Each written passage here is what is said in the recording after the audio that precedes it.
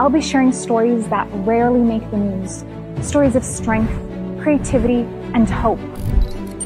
সৌন্দর্য, সাহস আর স্বপ্নের সমন্বয়ে ফিলিস্তিনের সামনে খুলছে ইতিহাসের এক অভূতপূর্ব অধ্যায়। এবার প্রথমবারের মতো মিস ইউনিভার্স মঞ্চে শোনা যাবে ফিলিস্তিনের কণ্ঠ।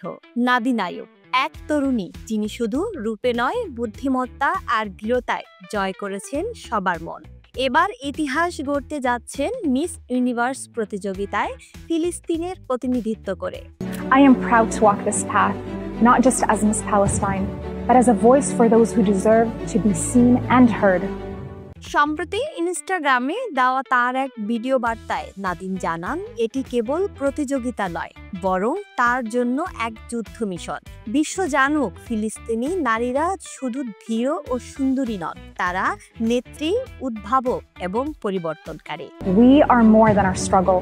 We are women with dreams, talents, and a powerful voice to offer the world.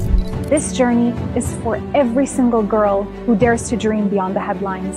গাজার হৃদয় বিদারক পরিস্থিতির কথা তুলে ধরে নাদিন আরও বলেন, আমি সেই মানুষের কণ্ঠ বহন করছি যারা নীরব হতে রাজি নয়। আমি প্রতিটি নারী ও শিশুর প্রতিনিধিত্ব করছি, যাদের দৃঢ়তা বিশ্বকে দেখতে হবে। At a time when the world's eyes are on our homeland, I carry this role with deep responsibility. It's more than a title. It's a platform to speak up for the people of Palestine. 2022 সালে miss Palestine খেতাব জয়ী এই তরুণী চান বিশ্ব মঞ্চে তার পদচারণার মধ্য দিয়ে পৌঁছে দিতে নারীদের অনুচ্চারিত গল্প, শিশুদের স্বপ্ন আর মাতৃভূমির হৃদস্পন্দন। তাই বলা যায়, মিস ইউনিভার্সের আলো ঝলমলে মঞ্চ এবার শুধু সৌন্দর্যের প্রতিযোগিতা নয়, এবার সেটি হতে যাচ্ছে এক জাতির স্বপ্নের মিছিল। ফিলিস্তিনের কণ্ঠস্বর পৌঁছে যাবে বিশ্ব দরবারে নাদিন আইয়ুবের কণ্ঠে।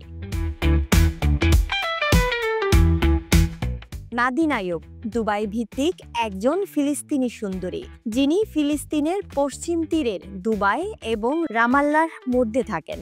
নাদিনের এই সাহসী পদক্ষেপেই বিশ্ব জানবে ফিলিস্তিনি নীরব নয়। লামিয়া তমা, দৈনিক নবদৃষ্টি, নিউজ ডেস্ক।